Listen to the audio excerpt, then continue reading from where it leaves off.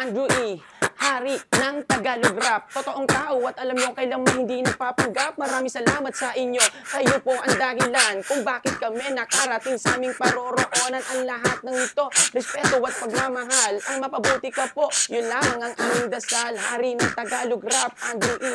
Kaya naman kailan may di naming isa sang tabi. Ikaw at ako, lahat ng kasama ko. Ikaw ang dahilan kung bakit nakarating kami dito. Kaya po kung ano man ang mga kailangan mo sa amin, kahit anong mangyari, pagdadasal ka lang namin. At kahit na anong mangyari, at kahit na ano pa. Kaya sana Kuya Andrew ay nasa mabuti ka. Si Kuya Andrew, pag nakasama mo ay ibang-iba. Pag nakikita mo siya ang tunay na kaibigan talaga. Sa lahat ng idea, siya ang bumbilya. Ituturing kang kaibigan at kapamilya. Don't you worry. Siyempre kaibigan namin malupit sa comedy. In the place to be, maraming salamat sa pagtulong ni Kuya Andrew E. Walang makakapantay, walang makakahigit. Kahit sa kanya ay maraming naiinggit. Ang lahat ng mga tao ay sumabay sa humanap ka ng pangit. So, sino pa ang nag-iisa? Walang iba, kundi si Kuya Andrew E, diba? Para sa amin, ikaw ang tunay na king.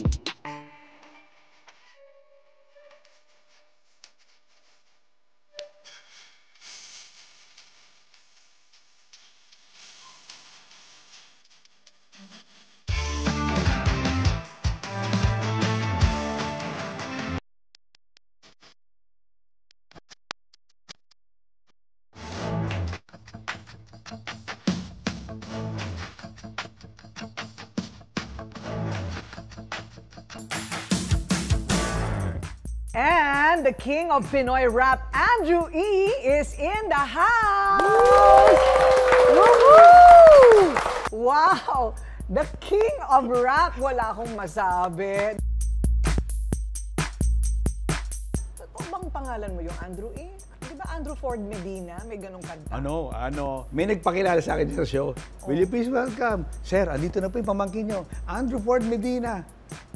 Hindi po ako Medina. Espiritu po ako. Pero ang totoo mong pangalan ay Andrew Ford Valentino. Espiritu. Pinanganak sa Donggalo, Parañaque. Yes. Isa sa pinakamahirap na lugar sa Manila. Yeah. There's an old myth, pero hindi myth to. This is totoo. Yung Spanish regime at that time, Spanish era, di ba, nagkalat siya ng caretakers na mga friars sa buong Pilipinas. So, kasama doon yung Metro Manila, kasama doon yung friars. Then, one of those friars happened to be named Friar Gallo. Friar Gallo. So, yung Friar Gallo, naghanap siya ng lugar sa Metro Manila na ang gusto niya kasi, kahit may yaman siya, merong kaunting sa buhay, may yaman, and representation ng Spanish regime, gusto niyang makasama ang mga mahihirap. So naghanap siya ng lugar sa Metro Manila na ang feeling niya, ang nakatira doon ay ordinaryong tao. What he found was Parañaque. Bakit? Dahil Parañaque is towards Manila Bay and Parañaque River. So ang mga nandun ay puro mga mangingisda. So gusto niyang makasama yun sa pagiging caretaker niya. But then, nung naghahanap na siya, nakasakay siya sa kalesa, nakita niya ngayon. Sabi niya, para aki. Stop here. Para aki. So, naging Parañaque yun. Yun ba ang kwento ng Parañaque? Para aki. Para aki. Galing kay Donggalo. Yeah, galing kay Don Galo. Kasi, minuestra siya ng mga mangingisda, ang tawag sa kanya Don. Kasi mayaman siya. Correct. But living with us, staying with us with the poor, you are now our hero. So, Don Galo, Parañaque. Ni-research mo talaga yan. Yes. Ng mga old people telling me. Old people telling you. Yeah. And gumawa ka na ba ng kanta tungkol dyan? Hindi pa, Wala pero pa. I took it to a front na kung magtatayo ako ng recording company at that time when I was in the baby month of my joining the industry, sinabi ko, sige, They can put me away from Don Gallo, but they can never put Don Gallo away from me. Ayun. So, ginawa kong Don Gallo Records. In-house yun and binabahay ko mga upcoming rappers and undiscovered rappers, di ba? Or unsigned rappers. Right. Yung pala ang kwento nun.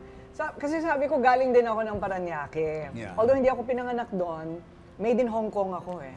Kasi OFW yung mga magulang ko. Pero doon ako, nag-teenager, ganyan. Yeah. Sabi ko, uy, mayayaman yung mga taga Merville. Merville. Yes. Sabi ko, bakit? Bakit? Uy, kwento mo, bakit? Ay kasi mga kaibigan, ang authentic na taga Merville ay kayang banggitin at i-pronounce ang V ng Merville. Okay. Pero pag hindi mo nabanggit yun, sabihin nun, nakikimerville ka lang. Nakikimerville ka lang. Nakatuntong ka naman ng Merville. A little bit, yeah. Doon pa panahon na yun. Kasi, uso na, I don't think you know this. Uso nun, nung bata kami, mga around like 4 years old, 5 years old, 6 years old. Uso nun na, noong araw, how do you say it? Yung multinational village, Parañaque, ay malapit, of course, malapit yung boundary ng airport, di ba? Yes. So, sa airport, mga kaibigan, yung mga foreigner na mga turista, doon nagtatapon ng sigarilyo. Ito, hindi alam ng tao to. Doon nagtatapon ng sigarilyo.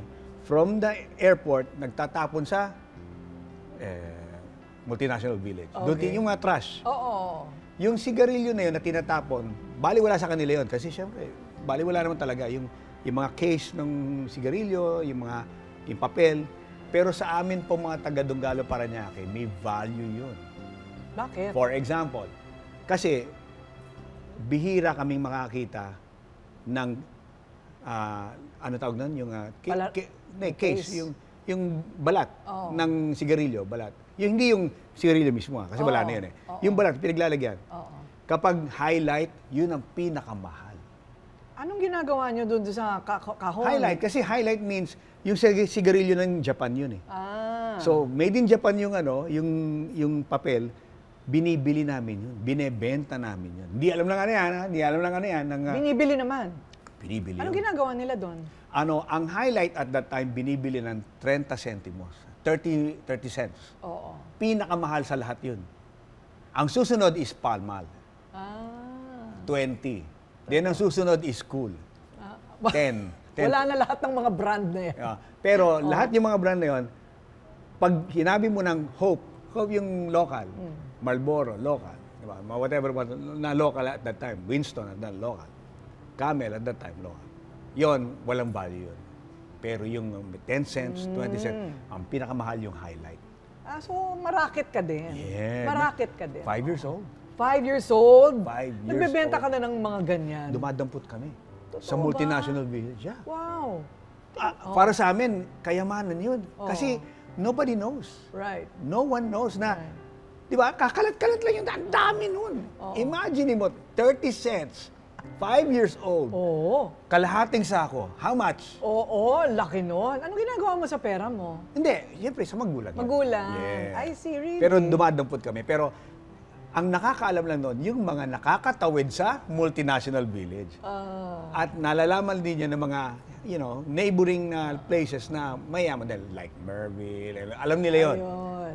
Lalo na pagdating sa Parañaque, Donggalo, yung Donggalo, La Huerta, yun yung mga bumibili kasi hindi sila nagpupunta kung saan tinatapon yung mga... Totoo ba? Yes. Pwede pala mag-mayor ng Parañaque. Ang dami mong alam na kwento. Di ba? Di ba? Teka muna, pag sinabi mong medyo namumulot-mulot ka noon, Yeah. at kung 5 years old ka pa lang nung pinababayaan ka ng nanay mo, ayun na nga, yan talaga ang kwento ng mga medyo mahihirap sa ating bansa, Pag sinabi nating mahirap, gaano kayo kahirap noon? Isang buwan mong kakainin ang isang uri ng ulam. Bakit? Kasi yun lang ang kaya namin eh. For example, kangkong. From January 1 to January 30. Sige nga. Totoo? Yes. Why? Yun ang gauge. Yun ang gauge. Okay, pag sinabi mong, gaano kayo kahirap? Ay, hindi naman kami mahirap yung dahop kami na sumasadsad kami sa lupa. Hindi naman nakakakain ganon. naman kayo. Pero, gaano kayo kahirap dun sa kalagayan nyo. O, ito yung gauge. Isang buwan na pare-parehong ulam. Talaga? Bakit? Ano bang trabaho ni nanay? Ang trabaho ng nanay ko ay mananahi at ang papa ko, barbero. Oo. Gandang kombinasyon, ano? Yes. Mananahi at barbero. Yes. Ay, pwede rin kumita ng malaki yan, Hindi, yung malaki at that time is not that really the word malaki. Oo. Yung able lang, Right. able. Just enough. Just enough. Pero siyempre, hindi mayaalis na, bakit ang dila mo, Andrew E., kaya magsalita ng salitang pangmahirap at kaya mo rin magsalita ng salitang pangmayaman? Kasi po, mga kaibigan, at an early age of 5 or 6 or 7, oo nga, galing ako sa mahirap na pamilya, pero ang lola at lolo ko ay mayaman. So, on a weekday, Monday to Friday, buhay ng mahirap ang meron ako. Sabado at Linggo, tumatransfer ako sa bahay ng lolo at lola ko, buhay mayaman naman meron sila doon. Oh, wow. So, natitikman ko rin Inglisan. yun. Yes, natitikman ko yun. Oo. So, nasisilip ko yung bintana ng mga mahihirap at nasisilip ko rin yung bintana ng mga mayayaman. Kaya nga sa Parañaque, sa Donggalo, mga kaibigan, pag tinanong ka, umattend ka ng children's party, ano ulam? Anong hinandang ulam? Pansit bihon. Children's party na mahirap yun. Okay? Ikaw, umattend ka ng children's party? Oo. Anong hinanda? Spaghetti. Mayaman yun at that time. So, alam mo kaagad yung pangmahirap na children's party at pangmayaman na children's party. Yeah. May Jollibee at McDo na ba nun? Wala pa. Wala pa. Pero they were starting in Green Hills. Right. Maybe. Pero way too long that siya. time niluluto yun eh. So talagang hindi pa socialized ang spaghetti. Maraming magagaling magluto ng spaghetti sa sa Parañaque. Parañaque, talaga. Number 1 si Casofe. Ayan. Kano? Casofe. Ha? Kailangan matikman ko yan. Hindi ko alam yung kasope na yan. Ang spaghetti niya ay, of course, the usual, yung sauce, tomato sauce, pero yung hotdog niya, pantay-pantay yung pagkakahiwa. Hiwa. Okay. Pinoy talaga, Yes. hindi meatballs, hotdog talaga. Yes. Ilan kayo magkakapatid? 4. I'm the only girl. I'm the only boy. I'm the only boy. You're the only boy. Yeah, Okay. yeah. At ikaw lang ang pinakagala sa kanila. Yeah. I mean, obviously. Oh, yeah.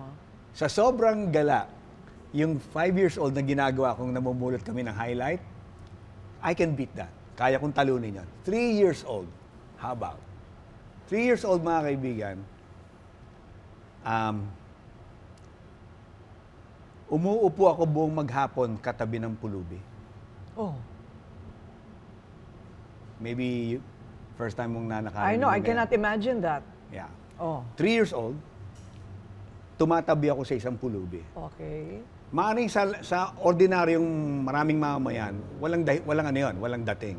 Okay, tumatabi ka sa pulubi. Bakit? Dahil, what?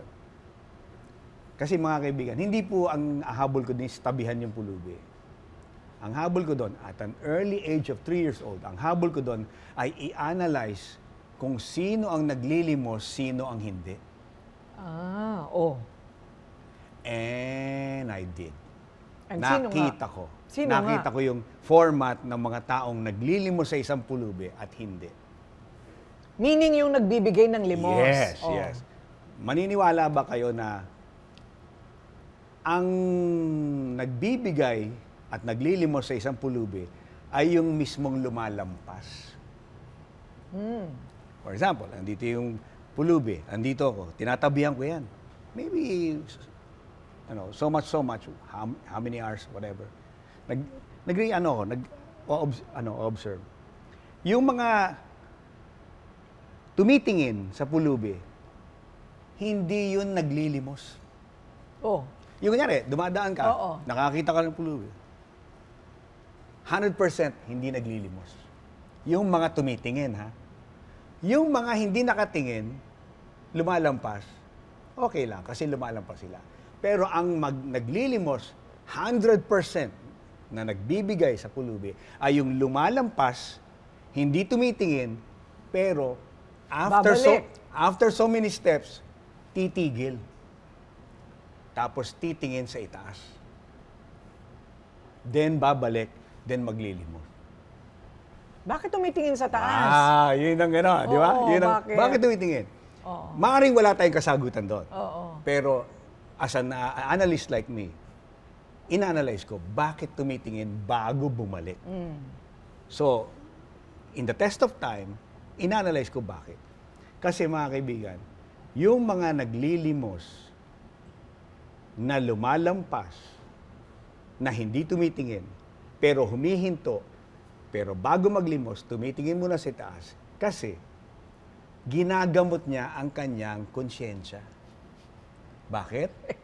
Gusto niya, bago niya ibigay, parang humihingi muna siya ng tawad sa Panginoon. Pasensya na po, nalampasan ko. Ganon. So, tumitingin ganon, ginagamot niya yung conscience niya. Then bumabalik at saka siya Correct. para gumaang yung konsyensya niya. O ngayon, alam niyo na kung saan niya nakukuha ang mga ideya ng kanyang mga kanta. Oo. Yung mga lyrics ng mga kanta niya na, alam mo yung nararamdaman ng tao, iniisip ng tao, but they never get to talk about it. Yeah. Ikaw na ilalabas mo sa pananalita mo o sa lyrics ng mga kanta mo, ano? Mainly because as you said, ma-analyze ka na tao. So magkakapatid, ikaw lang ang ganon. Yeah. Kasi 3 years old, gala na ako. Oo, tsaka iniisip mo na bakit, right? Yeah. He is a family man. He is parang always concerned. He's a very good, magaling maging sa mga magulang, mapagmahal, practical. Every time I talk with him, he would say, very important sa kanyang family. And I think that's what sustains him also. Kasi kung yan nagdadrag o ng bababae, he will not be what he is now. Laman ako ng kalye, aalis ako ng umaga, mag-aalmusal lang ako, balik ko, hapunan na. Hindi kayo nahanap ng nanay mo. No, kasi sanay na siya eh. Oo. Sanay na si mama Parang ka eh. palang pusa. Sanay na eh. So, babalik ako. Kaya ito yung kulay ko. Yan yung kulay ko. Oo, sunog sa araw. Yeah. Okay, so kailan yung unang impluensya ng musika sa'yo? Ano yan? Are you born with it? Yung the ability to perform or maybe, my ability to like music was way around grade 5. Okay. O, Grade five. bata ka pa rin, no? Grade 5. So, grade 5 ako nung kasi talkative ako sa school. No, totoo nga. Yes, talkative. Parang hindi ako makapaniwala. Talkative ako sa school. In fact, isa ako sa pinaka highest pointer ng magulang na pinapadala sa office every weekend. Talkative. Talkative, yeah. So, siyempre, may mga pagkakataon na mapupundi na sa akin ng teacher ko. As punishment, papupuntahin niya ako sa harapan ng platform, yung sa may board, sa may blackboard, and then sing for us. That was the punishment. Punishment. Number 1, bakit punishment yon? Kasi lahat po ng mga estudyante noong araw na young students, Pilipinas, Manila, Pilipinas, ang pinaka-highest rate ng mahiyaing tao. Mahiyain. You don't participate in anything. Mahiyain. Not unless for anything. Pero yung isang maliit na bagay na, di ba? Tayo mga Pilipino, ganyan. Hindi na, okay na. Uy, join us. Hindi. Okay. Mahiyain kung ang punishment sa iyo pag-performin kang kumanta. So, against yun sa ano mo. Oo, pagiging mahiyain mo. Against yun. So, talagang punishment para sa iyo. Ang hindi alam ng teacher ko, doon ako pinanganak. Yung malakas ang loob ko. Kaya nung sinabi, Mr. Espiritu, go to the platform, sing for us. Yung mga classmate ko parang, hala, lagot ka, ganun. Pero ako naman, punta ako sa front, sing for us in English. Naku, lagot, di ba? Yung mga classmate ko, lagot. Kay raming beses na kitang nilayasan. Sabi ng teacher ko, tumitingin sa akin, sabi ko English Iniwanan na ibang pinuntahan. Parang babaeng kay hirap talagang makalimutan. Sabi ng teacher, lumalapit yung teacher ko, parang, matigas ulo nito Sabi ko, Tagalog Ikaw lamang ang aking laging binabalikan.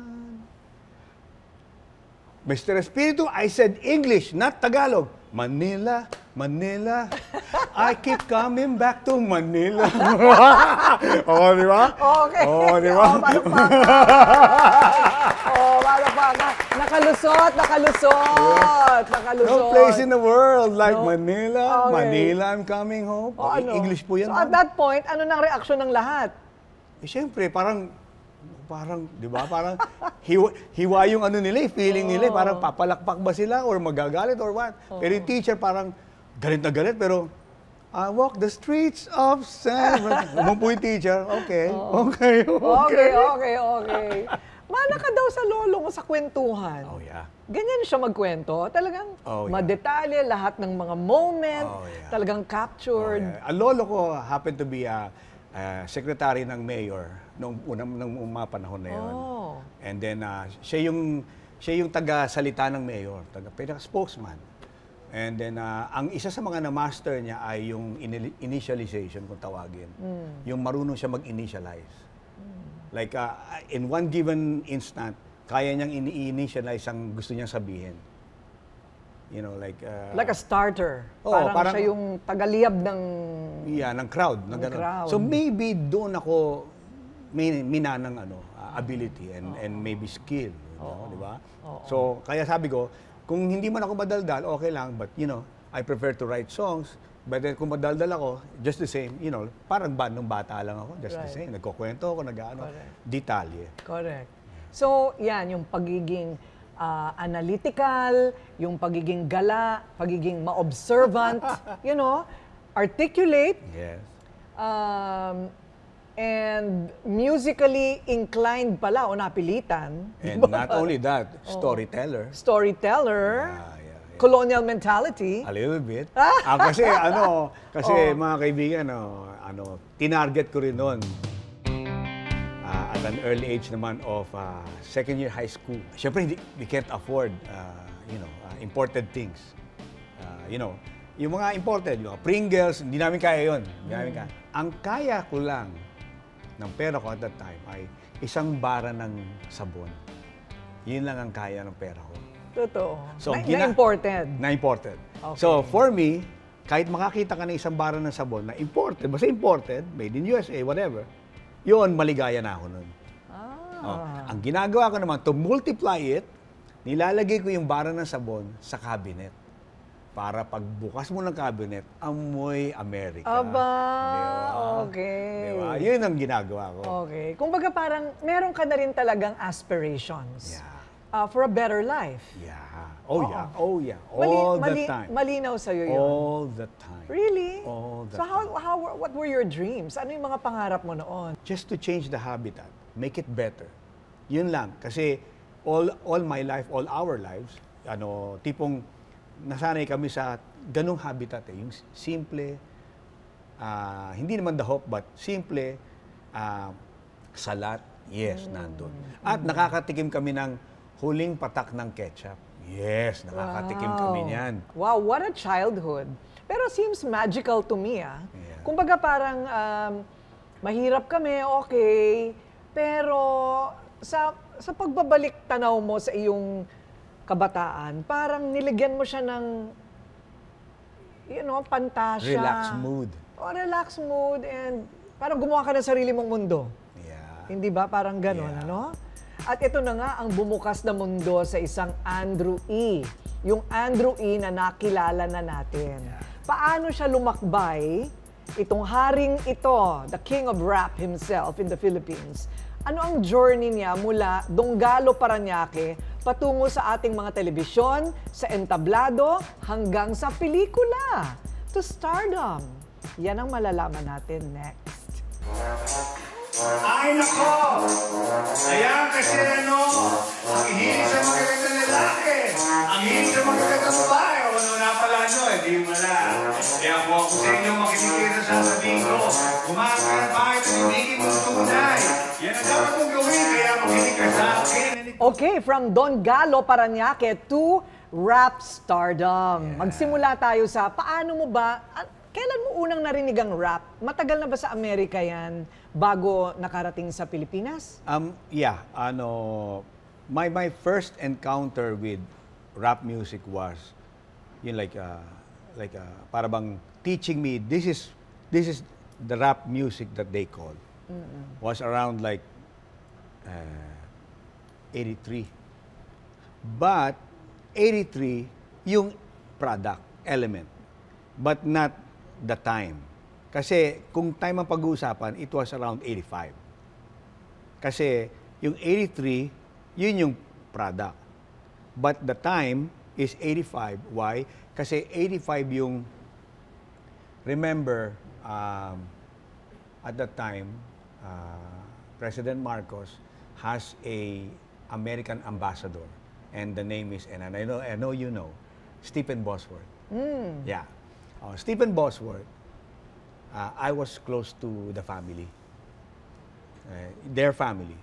And he has a son, his name is Billy Bosworth. Yun yung kaibigan ko. So, hindi alam ng karamihan, ng tao, na palagi akong natutulog sa bahay nila ng ambassador na United States. Ambassador of United States to the Philippines. Kasi kaibigan ko yung anak niya. At ako ang mistulang parang bodyguard nung anak niya. Kasi yung anak niya hindi pwedeng lumabas eh. You know, like the usual anak ng ambassador, hindi pwedeng lumabas yun ng basta-basta. So, kailangan meron kang kasama na Pilipino na mapagkakatiwalaan. Eh, wala namang ganon. Wala namang ganon. So, ako yung parang body niya na, alam mo ba na anak ng ambassador ng United States, dinadala ko yan sa Tapsihan. Sa Tapsilugan sa Donggalo. Kumakain kami doon. Gustong-gusto niya yun. And not only that, pag nag-skateboard yan every weekend, ako yung tagagupit ng damit niya. Okay. Binubutasan ko yung damit niya. Tapos nilalagyan ko yan ng uling. Bakit? Para magmukhang ordinaryo. Okay. Para mailabas ko siya. Oh. Kasi ganda lalaki, tapos paano? Wala, di ba? Magniningning yun. Okay. Tapos golden pa buhok, di ba? So, for me, kailangan magmukhang ordinaryo siya. Nakasama ko rin para nakakalabas kami ng ano. Hinahatid kami ng Mercedes-Benz sa isang lugar, then from that, bababa kami, then iiwan kami doon. Mag-skateboard siya, magaganon siya, ako yung bantay niya. Then hanggang sa naging close ako sa pamilya. Then 86, 'di ba yung EDSA Revolution? 86, sinabi ng nanay at tatay niya sa akin, Andrew, you are so close to us, and my son loves you so much. As a brother, he loves you so much.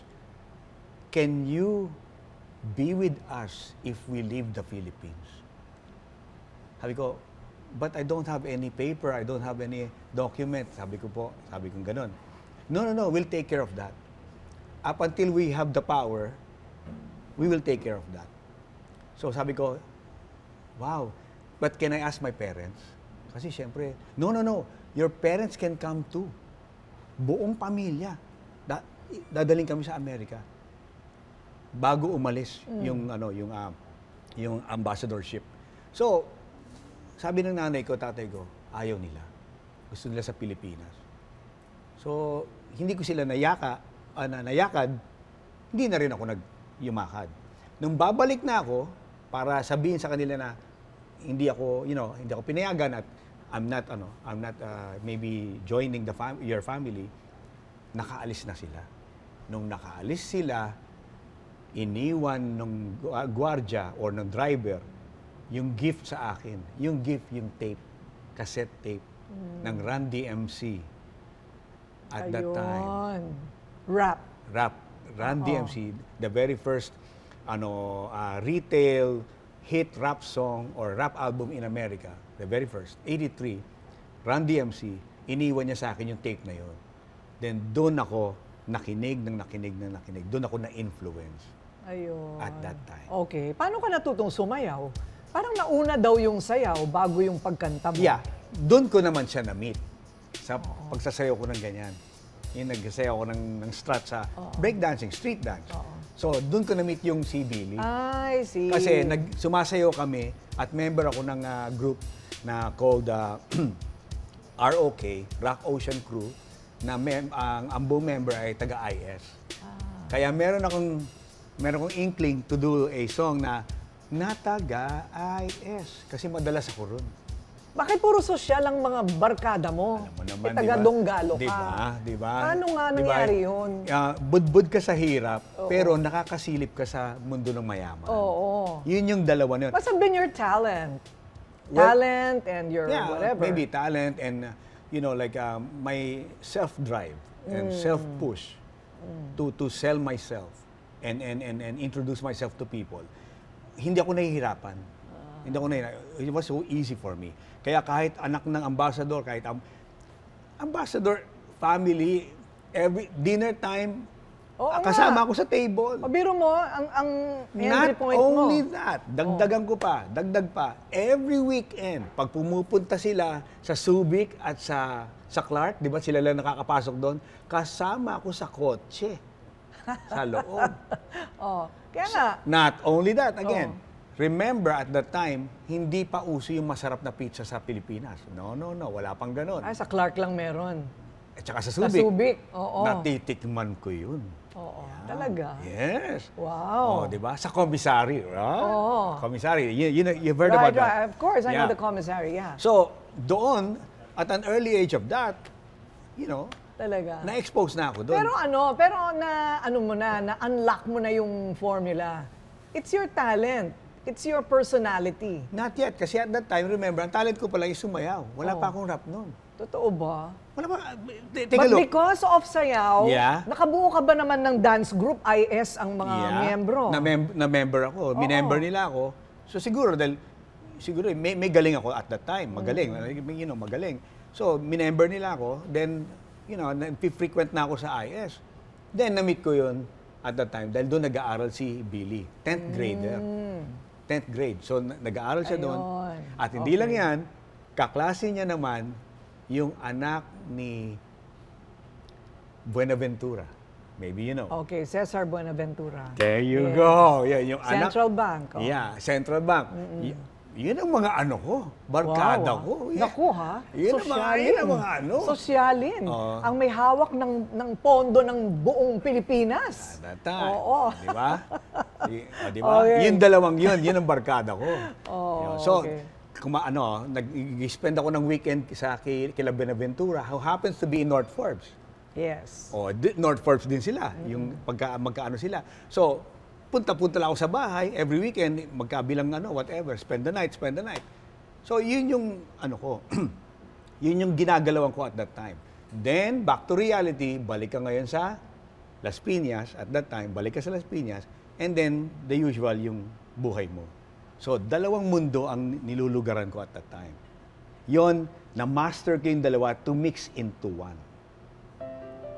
That's why I can shake hands with the poor and hang out with the rich. Correct. Ayun. Ano ngayon ang chronology? Okay, first a dancer and then a rapper. Okay lang dumating yung panahon naman na nagsusulat ka na, kumakanta ka na. Tinesting ko ngayon. You have to test. Kasi hindi yan yung rapper na sulat ka lang ng sulat, tapos memorize ka na memorize, tapos wala naman nangyayari, di ba? You have to test it publicly. So, nag-apply ako bilang DJ sa Stargazer. Okay. Alam mo yung Stargazer? Hayat. Uy, iba rin ang skill set ng DJ, yeah. DJ. Pero talking DJ ako. Okay. Talking DJ ako. So, together with the DJ na nagpe-play, talking DJ, nag-a-attend ng crowd, team kayo. Naku, labanan sa Inglesan yan. Siyempre. Paano mo ginaya? Ito pa malupit. Ito pa malupit. Imaginein mo, nag-e-MC ako, party ng French Bastille Day. Oh my goodness. Oui. Di ba? Oo. Di ba? O, paano yun? Di ba? O, so may mga Prances ka pa? Oh, pero hindi, paano lang, Pakonti-konti papatak-patak lang, di ba? lang. Papatak-patak Okay. lang, konti-konti, wala, papatak-patak lang. Okay. Gusto ko sanang maging DJ, baka pwede mo na ako turuan. Hindi hadlang ang pagiging mahirap mo para makalibot ka sa mundo ng mga alta sosyudad. Hindi hadlang. You have to change your attitude and then kahit anong meron ka, huwag mo namang i-down yung sarili mo. You know, i-uplift mo yung sarili mo and join and visualize and dream and aspire so much. Pagkatapos ko mag-MC sa Euphoria nung nakaraang Sabado. And you did well. Yeah. Kahit na 2,000 pesos a month lang ang kinikita mo. Ang laki.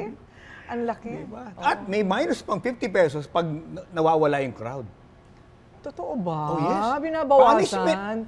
May Penalty.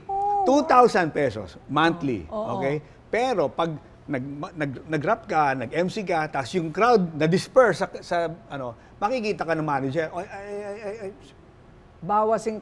bawas yun. So, 1,950 na lang. So dito na pumasok yung 500 beses ka nag-audition. Oh, yeah. Hindi po ako nagbibiro, 500 beses siya. If you will- Nag-audition. If you will divide it into 5 years, Oo. by 365, lalabas parang every other day. Every other day. Bakit ang dami mong pinag-auditionan? Ganun ako ka-resilient. Ganun ako na... Determinado, Oo, no? determinado na kahit ganito lang itsura ko, sandali, ganito lang itsura ko. Pero pagdating sa talino ko at sa talento, malalim ang balon. Totoo ba? Bakit parati mo sinasabi ang ganito lang ang itsura ko?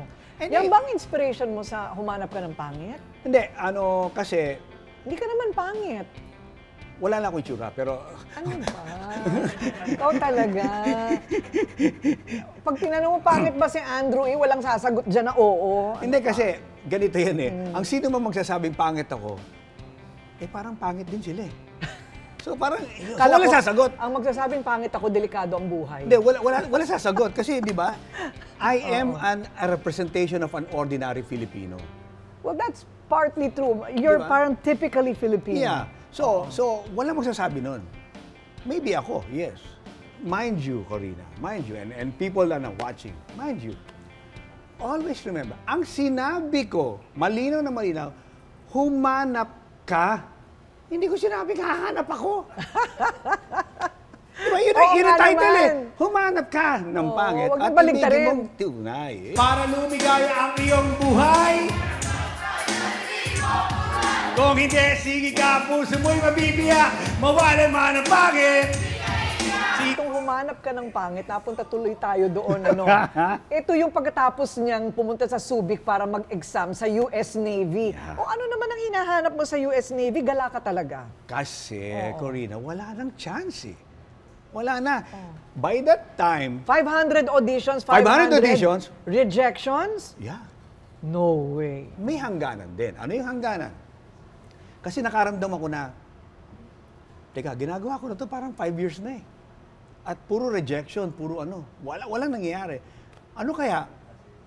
Change attitude, change course. Okay. Ano yung change course? Wala akong kaalam-alam, walang abog-abog, no warning, no nothing. Bigla akong pinadalhan ng invitation ng US Navy to attend a exam for US Navy. Sa hirap ng buhay, sa hirap ng Pilipinas, itong binigay sa yung pagkakataon na maging US Navy, pag hindi ka pa nakapasa, that's it. Sarado na mundo mo, that's it. Naghagul, gano'n na lahat. Sa testing center, nag-iiyakan na lahat. Totoo. Siyempre, that's the only hope in their life. Di ba? Yun na lang yung natitira mo. Wala nang iba. Ako, relax lang ako. Pero nagtataka ako, ba't di ako nakapasa? Man lang. Sabi ng papa ko, okay? Wala. Di bali anak, okay lang yan. Marami pa pagkakataon sa buhay. Halika na, uwi na tayo. Kasi Subic, di ba? So, balik kami ng hotel. Pagdating ng hotel, yung mini hotel, yung parang lodge inn. Going down, may lasing na nakahandusay dun sa gitna. Kasi, mataas na hagdanan. Going up kami, and then may dalawang going down. Isang black personnel na may bit-bit na Pilipina. Pababa sila, paakyat kami. Pag meet naming 5 sa gitna, nagising, hinampas ako. Tak, ang lakas. Haha! Kita mo, oh, humanap siya ng pangit. Doon mo pala unang narinig yon. Yung mundo ko biglang lumiwanag. Sa bus, Victory Liner, going back to Pasay. Di ba kasi yun ang sakayan doon, Victory? Going back, sinulat ko yung lyrics. Humanap ka ng pangit. Night time, same day, may trabaho ko sa Euphoria. Kasi DJ ako, di ba? Okay, minemorize ko buong maghapon. And ang trabaho ko, 11 o'clock p.m. Pagdating ko sa club, sa Intercon, pare, sabi ko nga sa DJ, banata mo ako ng isang -1 dyan. Same day, same night? I-memorize ko na from the pag-uwi. Really? Kasi umaga yung testing area eh. Oo nga. Umaga yun eh. Oo. With the melody and everything? Wala. Okay. Sabi ko, bigyan mo ako ng -1. Bigyan mo ako ng accompaniment na beat. So binigyan niya ako, bug, tak, bug, tak, bug. Nirap ko yung minemorize ko. It goes a little something like this. Kung gusto mong lumigaya ang iyong buhay, umalat ka ng pangit at ibigin mo tunay. Isang pangit na talagang di mo matanggihan. At wag ang lalaki na iyong pangarap. Ngunit kumakit ko, sinabi ko yung sinipila. Pagkamagaling ng lalaki, naglalaro lang ang iyong oras. Pagod hirap, nasalabi ngunit handa-handang iwanan ka na matatandali. Na ikaw ay wala nang ibigay. Kaya pangit na lalaki ang hanapin mo dahil na kung hindi, sige ka, puso mo'y mabibiyak. Mawala man ang pangit, hindi ka iiyak. Yung mga nagbidisko doon, puro mga alta sa syudad, di ba? Puro mayayaman. Tapos sasabihan mo nang humanap ka ng pangit. Eh di hindi match. Nag-alisan yung mga crowd. Sabi ng boss ko, hay. Sabi ko, nakatikim ako ng penalty. Eh at that time, yung nagre-rent yung yung mga crowd, ni-rent yung place. So mahal. Mahal yung night na yon. So 100 pesos ang penalty ko. Kasi Doble. kasi ang uso, humanap ka ng mayaman. Ayun. Nakalimutan ko. Kaya pinarusahan ko sarili ko. The next day, tanghali pa lang, because that was maybe on a Friday, I don't know, or a Saturday, I don't know, or a Thursday, I don't know. The next day, balik ako ng Euphoria. Alauna ng tanghali, doon ako kumain, dala kong pad paper ko, tsaka ballpen, ginawa ko naman yung kantang Andrew Ford Medina. Ayun. Yung pangmayaman. Guess what? You know, last night, it was the best. I met a pretty girlie na taga-IS. Same night, minemorize ko again, same night. Ang dami na naman tao. Pare, bigyan mo ako lang dyan. Ang accompaniment. Tug-tak. Guess what? You know, last night, it was the best. I met a pretty girlie na taga-IS. Kalahati ng mga tao doon, taga-IS. Meron siya mga kasama. Mercedes-Benz. Imagine, Corina, halos mag-iba ang kisame sa sigawan. No. Oh my. I can't forget what happened that night nung binanatan ko na yung Andrew Ford Medina. Then everybody say, sabi gano'n nung sumesenyas yung manager ko. Sumesenyas. So ang ginawa niya, binalik niya yung 100. Aba? Binalik niya yung 100. Parang reward. Oo. Parang reward. Parang hindi na kita maminusan. Balik ko na. Correct. Dahil yung mga tao nagsisigawan na. The very first na narinig nila yung lyrics na yun, guess what? You know, last night, it was the best. Kasi linggo nila yun eh. Parang pag sinabi ng mga taga-IS, guess what? You know, last night, iba yun. Yung nakiki-social climb doon, at that time, wow, may bago. Ganyan palang linggo nila. Di ba? Ganyan pala yun. Guess what? You know, last night. So, tinuruan ko na naman sila. Doon pala pinanganak yun. Okay. Uy, pero yung humanap ka ng pangit, 10 days pa lang, platinum na, ha? Noong narinig ng masa. Nung marinig na nung masa. Mas marami daw ang masa. Di ba? Ayun. Kasi 80% ng Pilipinas. Correct. Oo, tayo yun. So, hindi ka. Nasa 90 ka pataas. Kala mo lang yun. Ako nasa 81 pataas. Hindi mo lang alam ang kwentong buhay ko. Ikaw talaga, Pero, biro mo kasi kinaya mo yung kultura ng mataas at mababa. Kasi ikaw yung personalidad na pinag-aaralan mo lahat. Hindi ba? At kung meron kang talento na ilagay yan sa panunulat at musika, ayun na. I think that's the formula, right? Yeah. Plus determination, 500 auditions. Oh yeah. And then never give up. rejections. Never give up. Oo. But then, after that, Andrew E. was born. At eto na, hindi lang sa entablado, musika, kung hindi pati sa pelikula. Tatanungin na rin natin siya. Meron ba silang parang contest ni Francis Magalona? O huwag mo na sasagutin. Parang napapaisip ka ng malalim. Hindi, naalala ko lang yung nakaraan kasi. Okay, susunod na yan.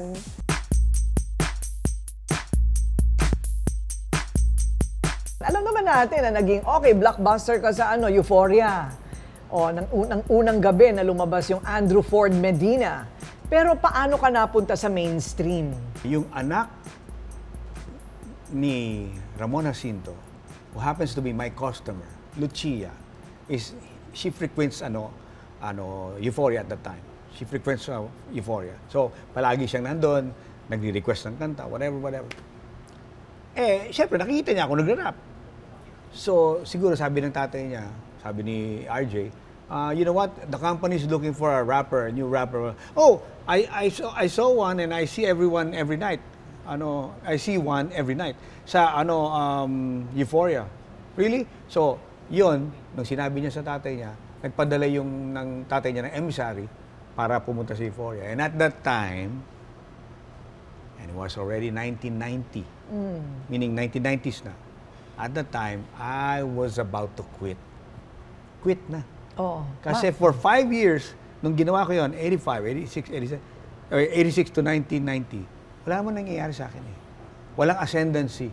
And ang sweldo ko ay 2,000 pesos still. Hindi kung iisipin mo, makakabuhay ba ito ng future family? Hindi. Hindi kaya. So, hanggat there's time, change the rule, change the game, and change the landscape. So, I have to quit. Kaso, bumaba yung emissary niya sa Euphoria while I'm practicing. Anybody here by the name of Andrew E? Yeah.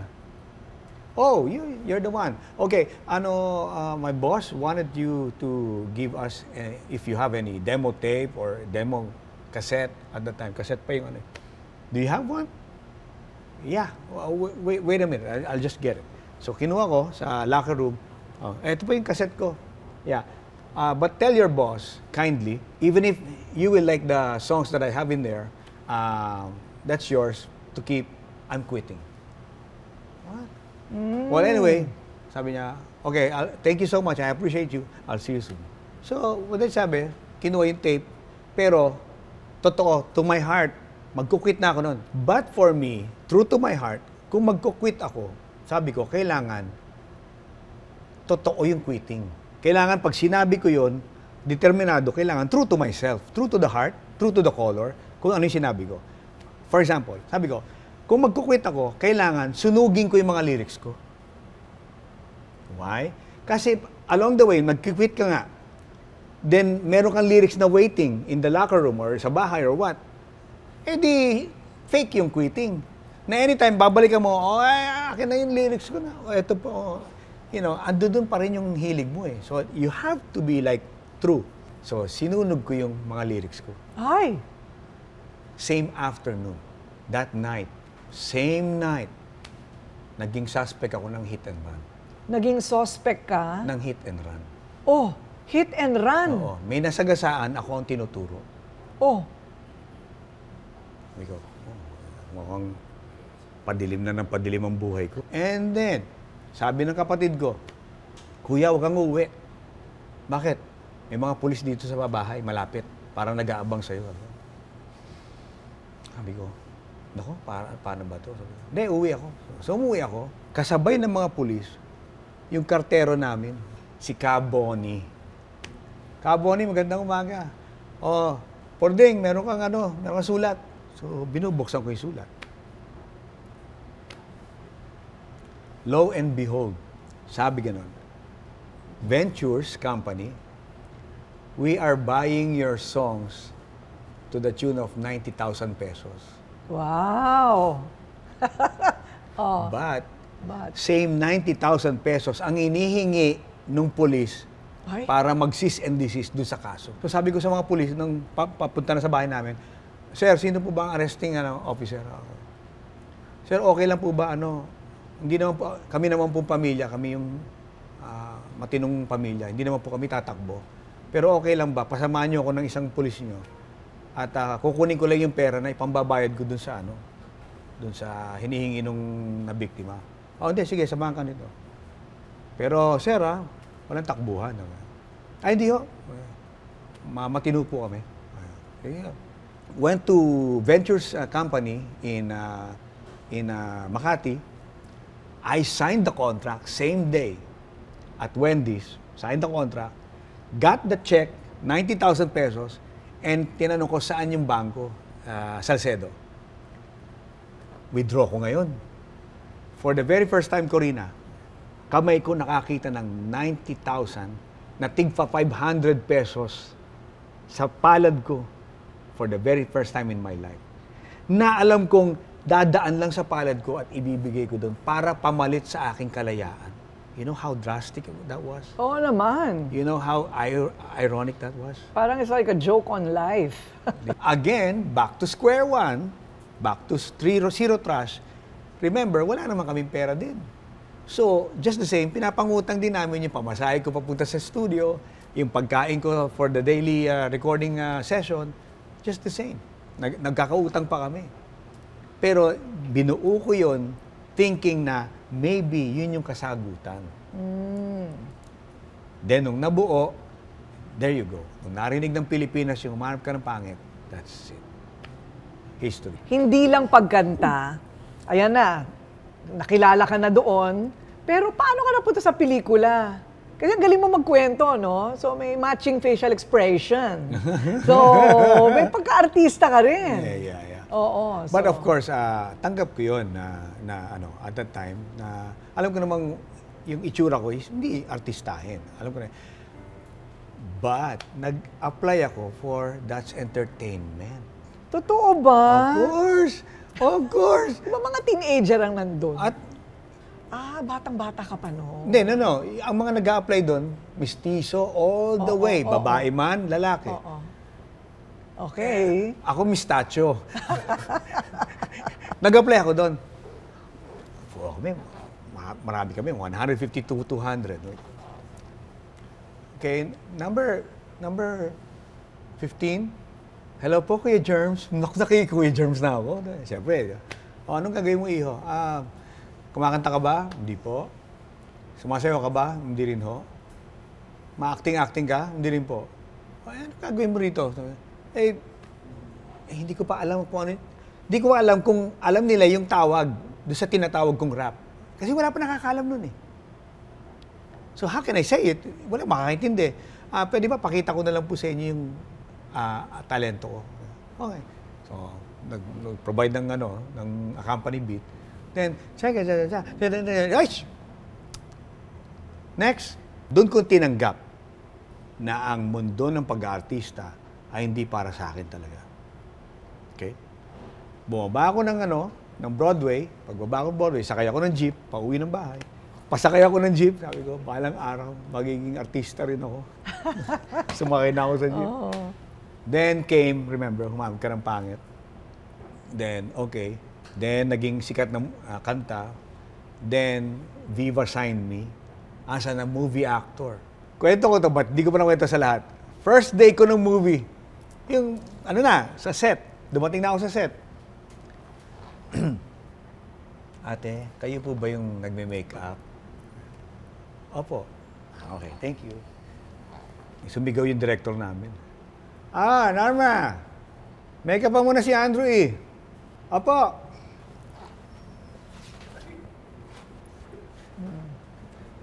Kinuha yung makeup niya, yung makeup. Direct, nasan po si Andrew eh? Bakit? Hindi ako mukhang artista kasi. Ano ba? Ba't ka nakaupo doon? Hindi kasi tinanong ko siya, kayo po ba nagme-makeup? Hindi, sabi niya, opo, hindi pa po ako kasi nagme-makeup na eh. Nagme-makeup naka-makeup na eh. Hindi siya nanonood, hindi siya nakikinig. Hindi pa niya narinig yung humanap ka ng pangit. Hindi ako mukhang artista para make-upan. Yun ang katotohanan nun. Kaya nga sabi nung gaganon niya, Direk, asan po ba si Andrew eh? Di Kasi ba? di ba sinigawan siya, Norma, make-upan mo na si Andrew eh. Nasa harap na ako, di ba? Kasi nga, yun yung tinutukoy ko sa'yo na Correct. I have the stark acceptance na yung mundo ng pag-aartista ay hindi ako para doon. But, just like a resilient person that I am, talagang pinursigi ko, di ba? Puro leading lady ko, puro magaganda. Di ba? Sino ba yung mga nasa Alabang Girls? Okay. Sino Ana yan? Roses. Okay, wow. Donita Rose, di ba?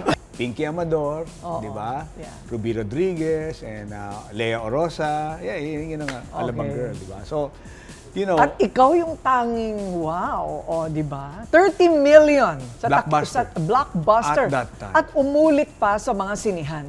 Yeah. And it took like 3 months. To film, wow. No. 3 months na magtagal sa movie house. Totoo? Wala nagtatagal ng ganun. Yung Mega Mall with Sharon Cuneta. That's, ano yun? That's Blockbuster 2. Iyong iniian at magmula noon. Hanggang ngayon'y hinihintay ang aking Prince Charming. Yung fans niya at yung maliit na fans ko, pinagsama mo, hindi magkakasya sa sinihan yun. Oo nga. Kaya talagang blockbuster yung Mega Mall. It was the highest grosser in 1994. Yeah. Yung kay Sharon. Yeah. But if you had a favorite, ano naman ang favorite mo sa mga pelikula? As a friend again, as a best friend, of course, humanap ka ng pangit. It was the one who introduced me to the general public. And yun yung talagang nagbigay ng tulay para mahalin ako ng masa. Nagseselos ka ba? Oo! Nagseselos ako! Dahil nagpapahawa ka ng kamay, nagpapaakbay ka at parang gusto mo magpahalik! Yung humanap ka ng pangit. Kasi api-apihan ako sa movie, di ba? Ayun. Yung gustong-gusto nila yun. Yeah, yun. Right. And then, of course, yun. And then, Mega Mall, because I had a chance of pairing with the one and only megastar, Miss Sharon Cuneta. And marami, in all my 35 movies, maybe 37 na I think so, maybe, parang ganon. So, maraming kanya-kanyang case na movie na very meaningful for me. Of all the songs, what's your favorite? Dami? Yeah. My favorite? Feeling ko, dalawa. Kasi dalawa yung talagang best friend ko eh. Humanap Ka ng Pangit was the one, very elemental, for the album, para maibigay ko yung 90,000 pesos for my freedom. Yes. But, another song is Banyo Queen.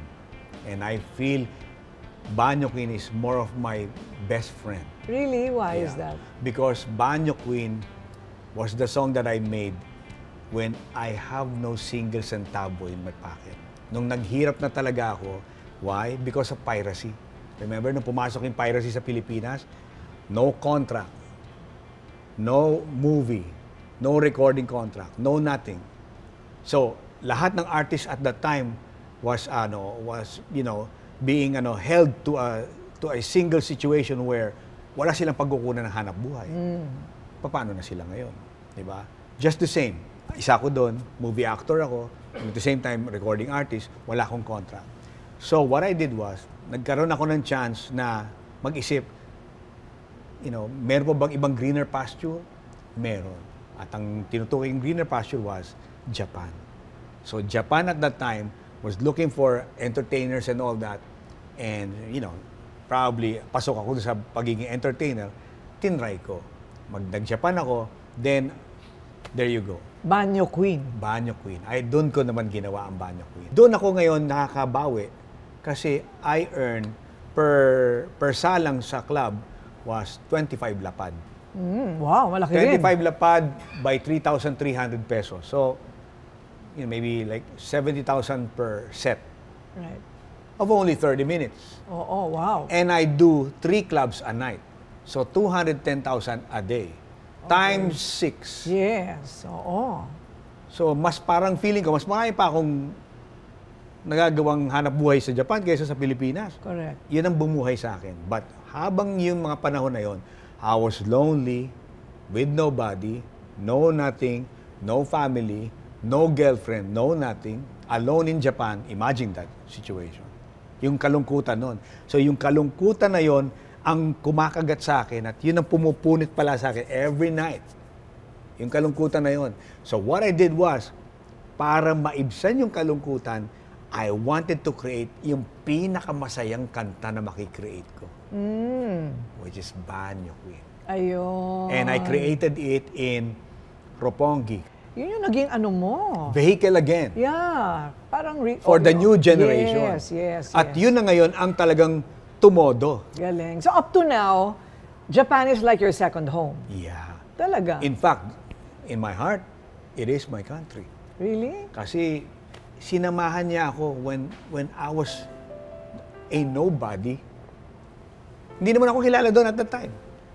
Hindi ako kilala doon at that time. Nobody. I had nothing. So ito na nga ang Andrew E. na nakilala and who became iconic. Of course, you know that, right? So, iconic talaga yung Andrew E. Pero marami pa tayong hindi nalalaman tungkol sa buhay niya sa likod ng entablado at ng camera. At yan ang isisiwalat niya, promise niya. He's going to tell us everything. Everything. Let's toast to that. Everything. Pakita mo yung ano mo ha, freckles mo. Hubarin mo yung suot mo. Sabi nga nila, ang journey patungo sa kingdom next. Lahat ng mga hari may kwento. 1997, itinayo ni Andrew ang Don Gallo Records. So, siya ay isang negosyante din. Siyempre, importante. You know the value of business, no? Siyempre, hindi natin masasabi ang ating industriya ngayon, lalo na ngayon. So, negosyo. Don Gallo Records, buhay pa? Yes, but of course, it needs to increase its value para kahit paano naman magkaroon ng ibang mga bagay pa na makikreate. So, I changed it to Red Parrot Music USA. Kasi nagbukas na ako ng company sa Amerika, which is Broad Life Entertainment USA in Glendale, California. So, yon. And nagkaroon ako ng isang umbrella company down there, which is yung Red Parrot Music, na would cater for the music that will be created in the Philippines maybe, and then put it there. So you've been doing that? Yeah. For the meantime, for quite a while. Oo. Yeah. Salbakuta, ikaw pala ang nakadiscover. Yeah. Dami kong hindi alam, In fact, ako yung nag-produce ng album nila. Nang may nagpapasaya, kala ko pag-ibig mo ay tunay, pero hindi nagtagkal, lumabas din ang tunay na kulay. Ang iyong kilay mapagmataas at lagi namimintas, pero sarili kong pera ang iyong winawaldas. Para kang sphinx, ugali mo'y napaka-stinks. Kung iyain mo ko talagang nakaka-shrink. Girl, biri, bye-bye, don't tell a lie. Bakit mo ako laging dinideny? All the good sometimes, wala man lang recognition. Mahilig kang mga leksyon, binaliwala aking attention. Don't be mad, so don't be sad. Lahat nakabulukan mo, ilalahat, break it down. Clap your hands, everybody! And everybody just clap your hands! Nag-try kaming mag-audition sa contest ng Rap 13. May pa-contest kay Andrew. So, dun nung nag-try kami mag-audition, close na yung contest. So, parang mag-grand finals na eh. Ang sabi na lang sa amin ni Kuya Andrew, magpasa na kayo ng demo tape. Ayun, gumawa kami ng demo tape, then pinasa namin sa kanya. Ayun, kasi parang nagustuhan niya yung demo tape namin. Then, dumating yung pagkakataon na pinapirma niya kami ng kontrata sa Don Gallo. Napakabait, napaka-humble na tao. Minsan nga nakakalimutan niya siya si Andrew. Sobrang down to earth niya. Napakabuti nga sa pamilya. Sa mga nakakasama niya, alam nila to na sobrang bait niya. Sa mga hindi nakakasama, hindi na alam to. So ang chance ay makilala mo siya muna bago mo siya husgahan. Sobrang matulungin. Pag may problema ka, bibigyan ka ng payo na hindi mo pa natitikman before. Yung payo na talagang bubuksan yung isip mo, mamomotivate ka. Yan, yung mga pagkakataon na talagang gusto namin lagi kay Kuya Andrew nakabuntot. Kahit saan siya pumunta, andun kami. Kahit abutin kami ng madaling araw, umaga, nakaalalay kami kay Kuya. Makita niya na yung eagerness namin na talagang, eto kami, Kuya. Siya yung nagbigay ng maraming opportunity doon sa mga gustong maging rapper na makilala. Yun, tsaka sa Don Gallo, marami talagang gusto pumasok dyan. First album, And then, yung Stupid Love, na major hit nila, kanta ko yun. Binigay ko yun sa kanila. Okay. So, they did the lyrics, and then I did the music. So, dito mo nakilala ang misis mo sa pagnenegosyo mo. Yeah. Kailan yun? At what point dyan? Sa That was like napakahabang kwento? December of 1998. Kasi nagtayo ako ng FedEx franchise. So, at that time, may franchise ako sa Robinson's Place, Manila. So, bago pa yung, bagong gawa lang yung Robinson's Place. And then, nagtayo ako ng FedEx. And then, siya yung customer ko. Then, sabi niya, hello sir, good morning. Magkano po yung Canada? Sabi ko, sige, ate, balik ka pag binibenta na yung Canada, ha? Balik ka. Then, sabi ko, no. Yung ano po yung sulat, yung parang document. Sige, akin na yung yung pager mo. Pager pa at that time, di ba? Akin yung pager mo, then pe-page kita para bigyan kita ng discount.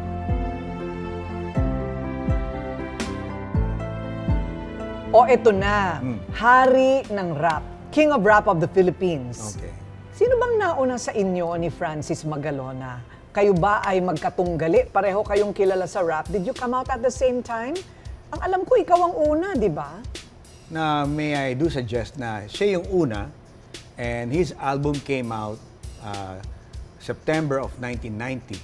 My album came out December of 1990. For me, para bang, siya yung pine-prepare kong mas nauna sa akin. Okay. But, as a rapper, na hindi naman nakita yon, kundi produkto lang yung nakita, hindi namin nalaman kung sino mas nauna sa aming nag-rap. Sino ngayon ang hari? Yan ang tanong. Sino ang hari?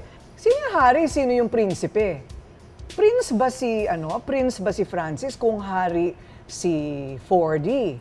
So, ano ang tingin mo? Nagkausap ba kayo ni Kiko? So sabi ko, pare, paki-prepare yung lyrics mo, gagas kita sana sa album ko.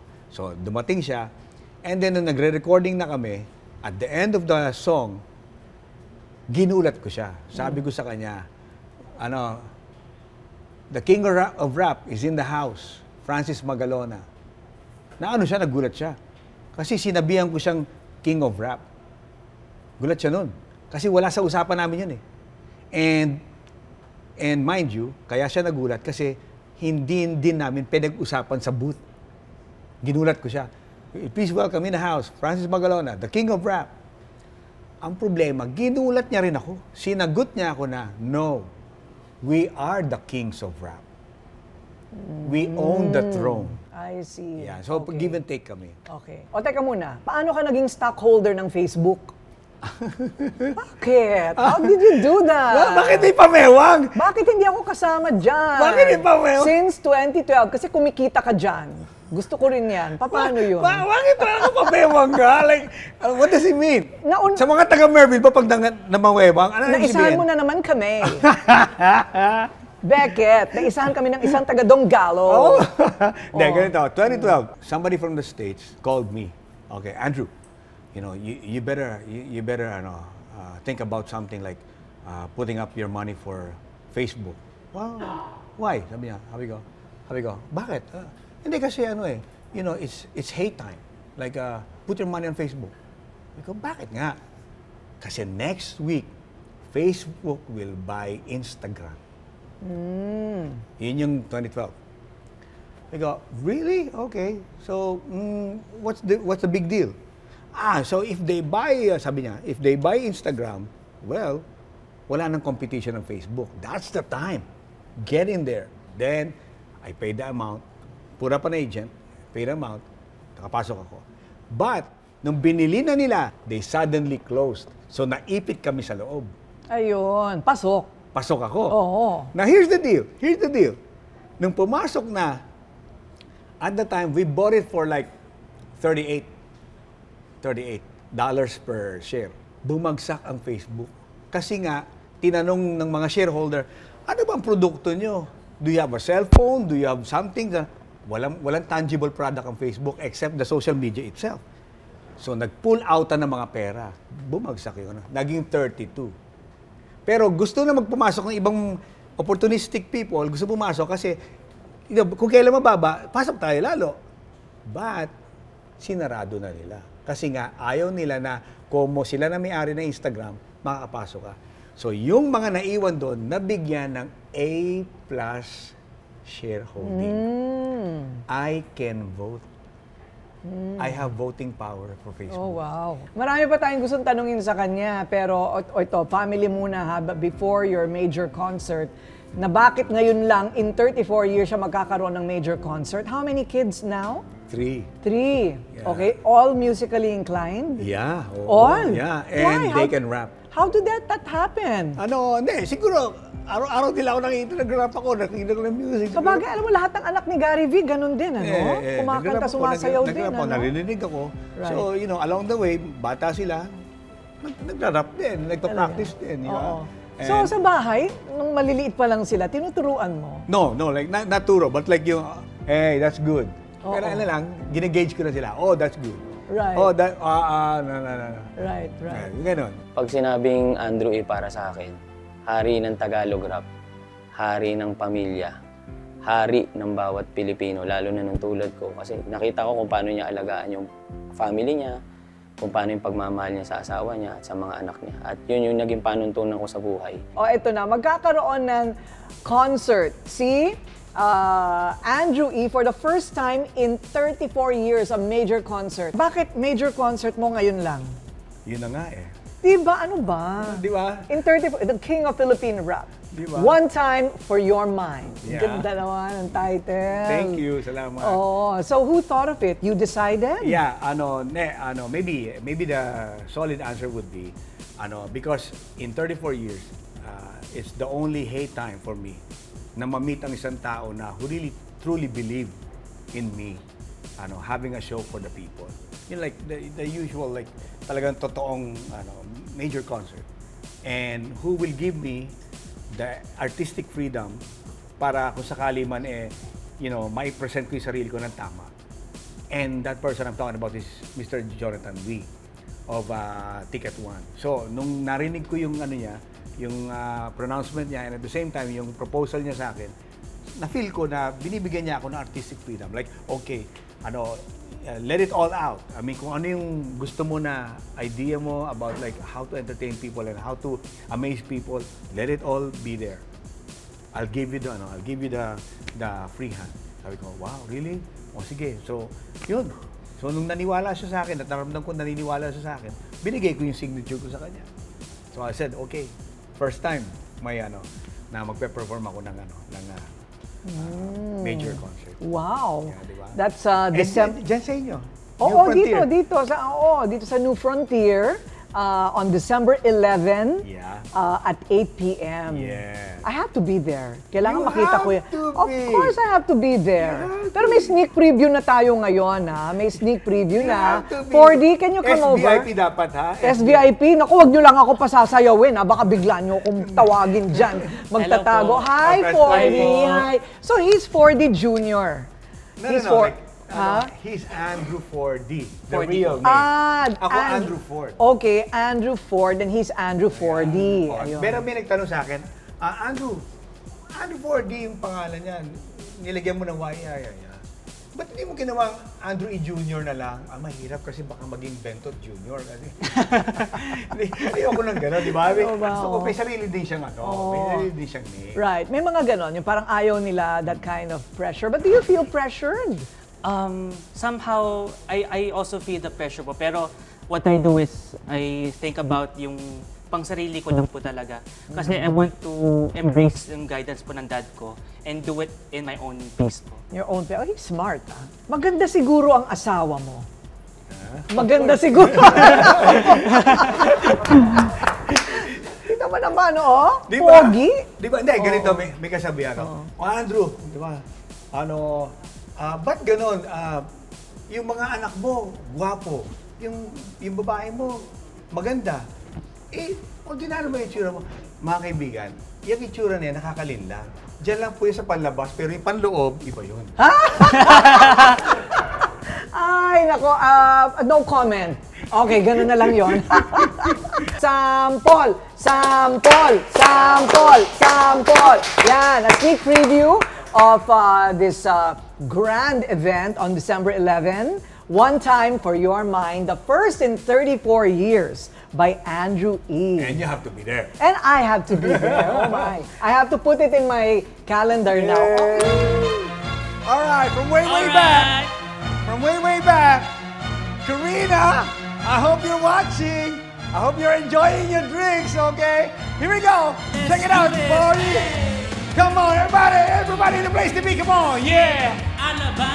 Oh, bring it down, bring it down. Bring it down, party. Here we go. Yeah. Oh.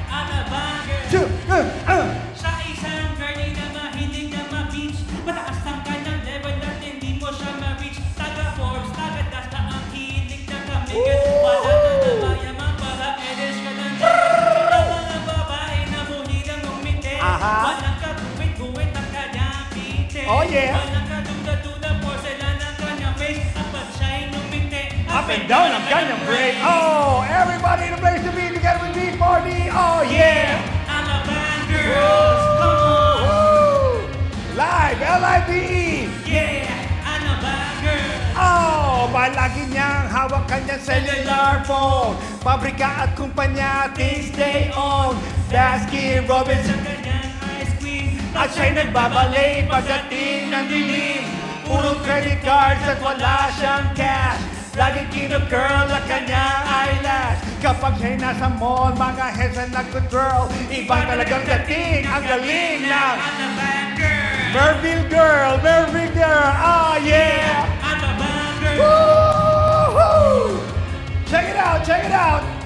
Yeah, ano ba, girl? Oh, pag sinabi ko Cory, sabihin nyo na Cory! Oh, Cory! Alright, check it out, everybody in the place to be. Oh, pag sinabi kong MC, sabihin nyo for the MC. Pag sinabi kong Andrew, sabihin nyo E. Andrew. Oh, yeah. Alabang girl, together with me. Alabang girl. With Karina, in the place to be. Oh, yeah. Merville girl. Alright. Check it out. One time for your mind. Andrew, in the place to be. Yeah. Oh, yeah. One time for your mind. December 11. Alabang girl.